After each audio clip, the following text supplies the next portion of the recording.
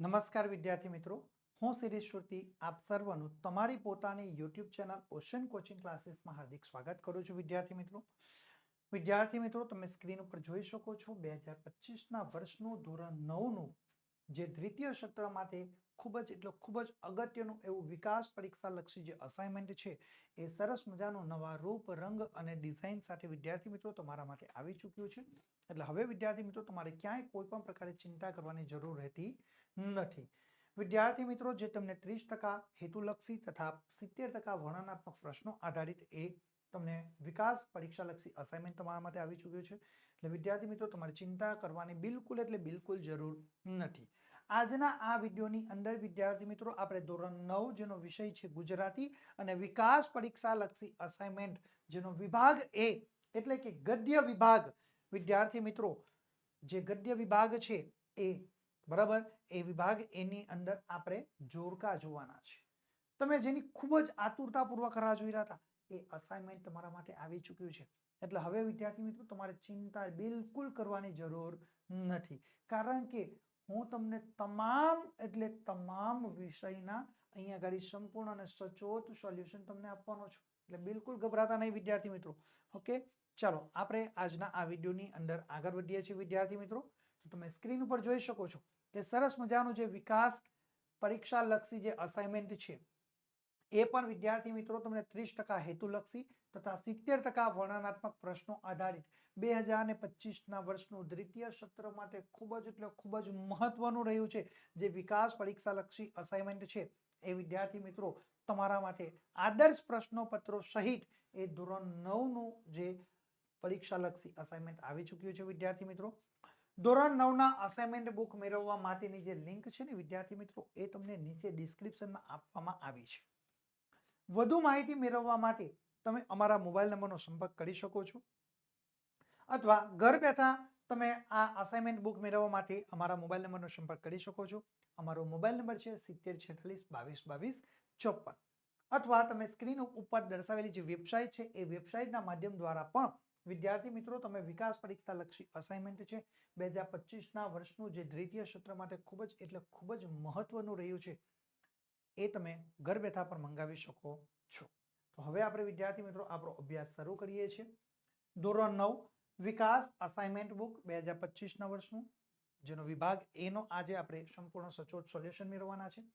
વિદ્યાર્થી મિત્રો તમે સ્ક્રીન ઉપર જોઈ શકો છો કે આપણે અહીંયા આગળ તમારા માટે જોડકા આવી ચૂક્યા છે.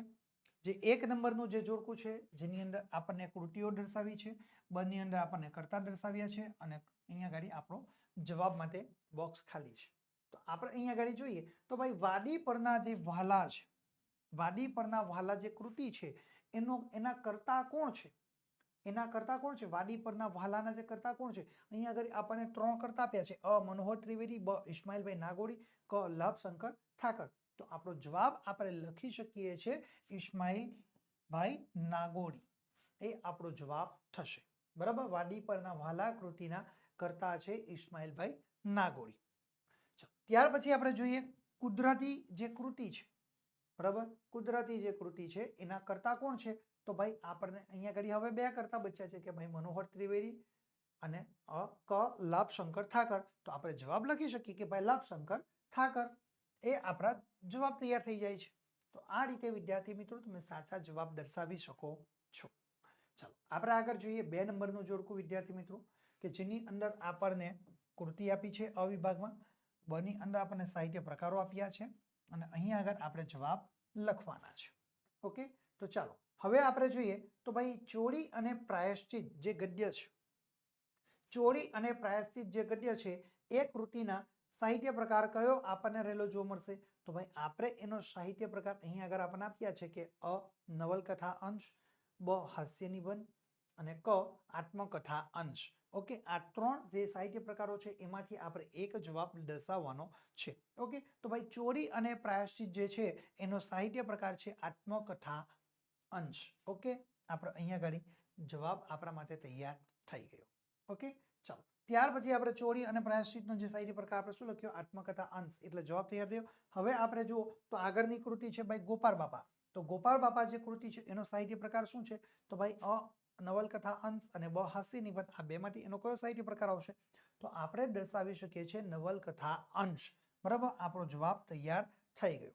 ઓકે, તો આ રીતે વિદ્યાર્થી મિત્રો આપણે સાચા જવાબ દર્શાવીને પૂરેપૂરા ગુણ પરીક્ષાની અંદર મેળવી શકીએ છીએ. ચાલો, હવે આપણે આગળ જોઈશું વિદ્યાર્થી મિત્રો. તો ત્રીજા નંબરનું જોડકું છે, જેની અંદર અ ની અંદર આપણને કૃતિ દર્શાવી છે, બ ની અંદર આપણને સાહિત્ય પ્રકાર દર્શાવે છે, અને અહીંયા આગળ આપણે જવાબ લખવાના થાય છે. ઓકે, તો સૌથી પહેલું આપણે જોઈએ કે ભાઈ લોહીની સગાઈ જે કૃતિ છે, એ લોહીની સગાઈ જે કૃતિ છે એનો સાહિત્ય પ્રકાર કયો છે? તો અહીંયા કઈ 3 સાહિત્ય પ્રકારો છે કે અ હાસ્ય નિબંધ, બ નવલિકા અને ક લલિત નિબંધ. તો આપણો જવાબ આપણે લખી શકીએ છીએ નવલિકા. ઓકે, કયો જવાબ લખી શકીએ છીએ? નવલિકા, એ આપણે આપણો જવાબ લખી શકીએ છીએ. ઓકે, ચાલો હવે અહીંયા આગળ આપણે જોઈએ આગળની કે ભાઈ છાલ, છોતરા અને ગોટલા, આ જે કૃતિ છે એનો સાહિત્ય પ્રકાર શું છે?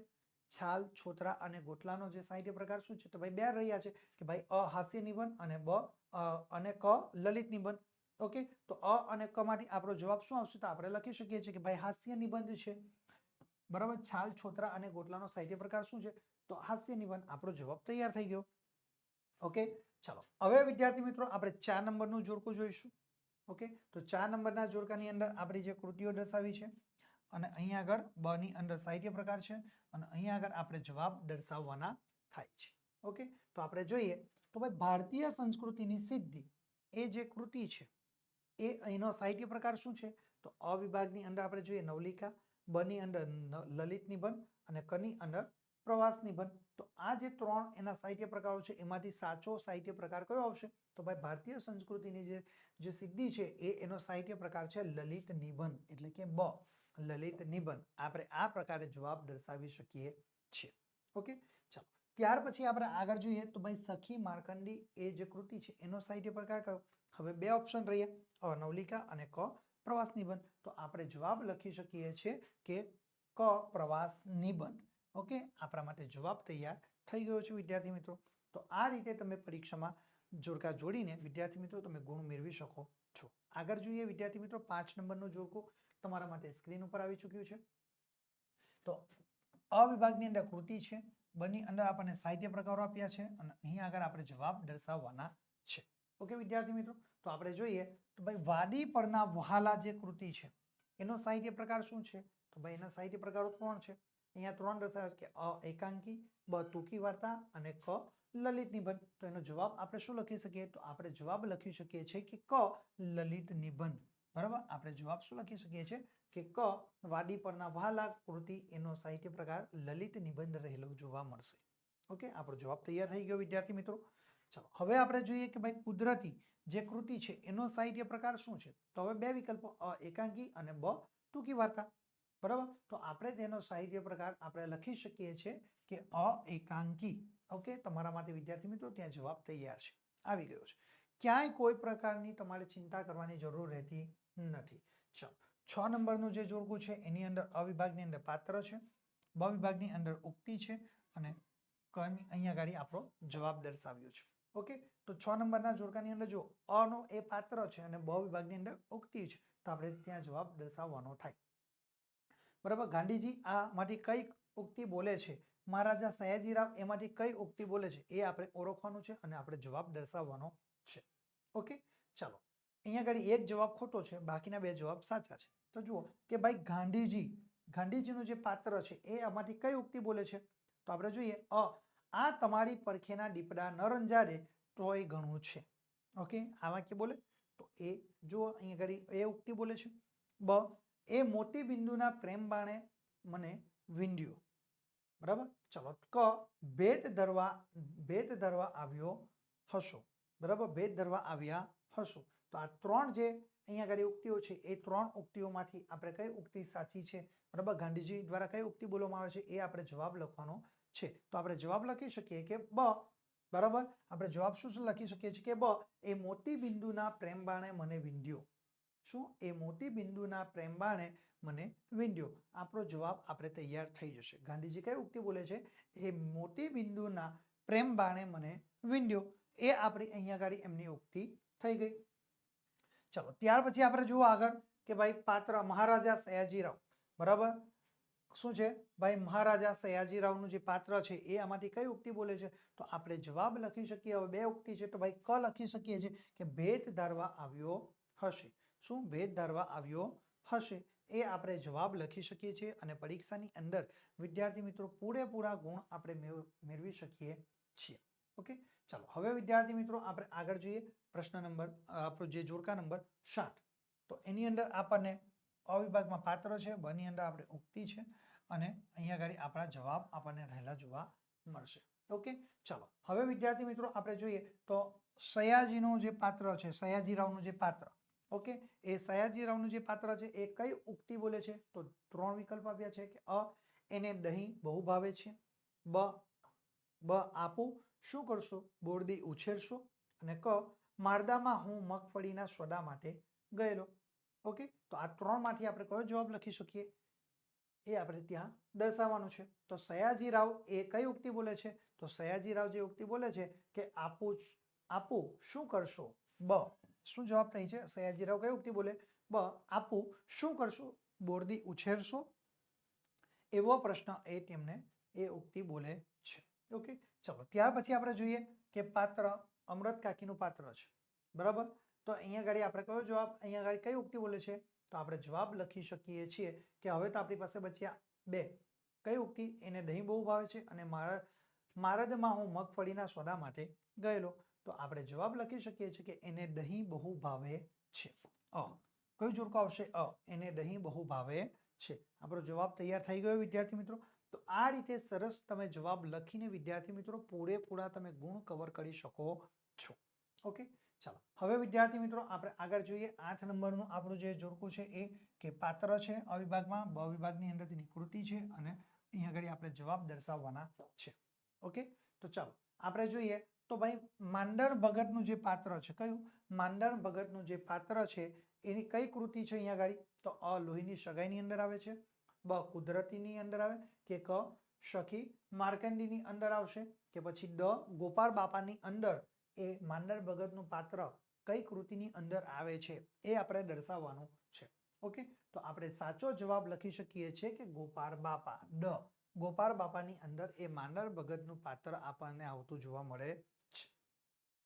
ચાલો ત્યાર પછી આપણે જોઈએ કુસુમ. તો કુસુમનું જે પાત્ર છે એ કઈ કૃતિમાંથી લેવામાં આવ્યું છે?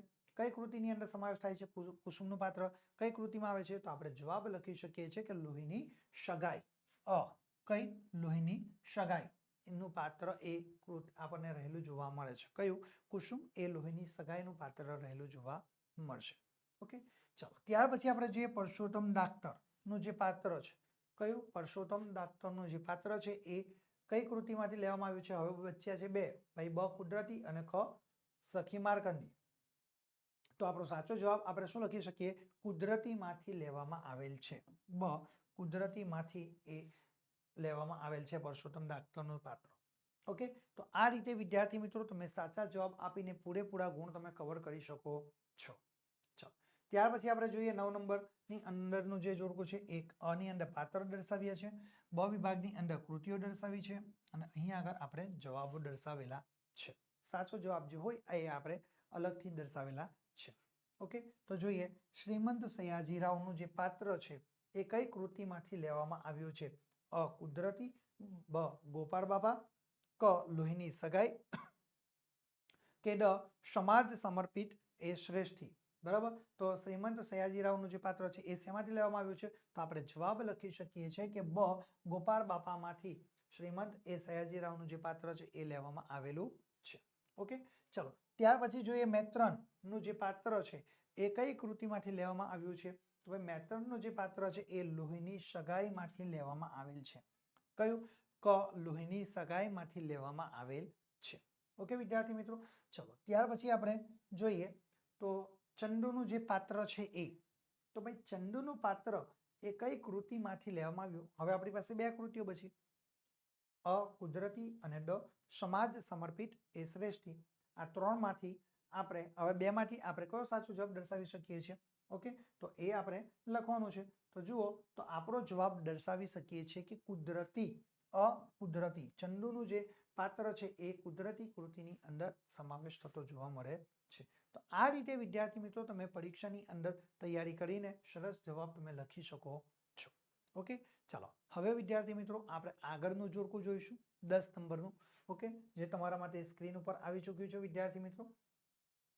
તો આની અંદર તમને કૃતિ રહેલી જોવા મળશે, બની અંદર કરતા, અને અહીંયા આગળ તમને જવાબ તમને જોવા મળશે.